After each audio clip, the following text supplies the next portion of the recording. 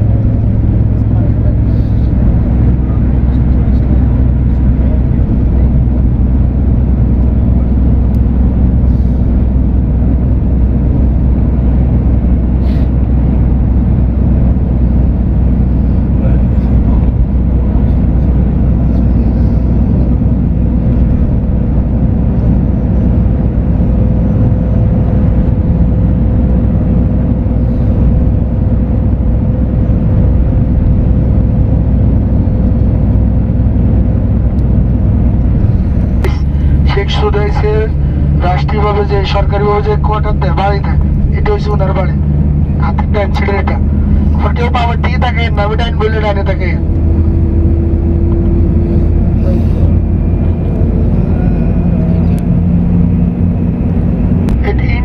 আমরা কিন্তু হারামের এরিয়া থেকে বাইরে গেছি, হুদুদ হারাম থেকে আমরা বাইরে গেছি।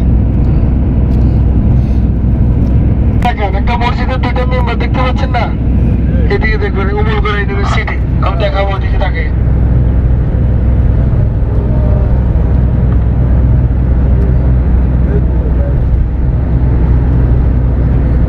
এই ইউনিভার্সিটিতে যারা পড়ালেখা করে এদের কিন্তু অনেক মর্যাদা এখানে, বিশেষ করে হজের সময় আসলে দেখবেন ওদের মর্যাদা কতটুকু।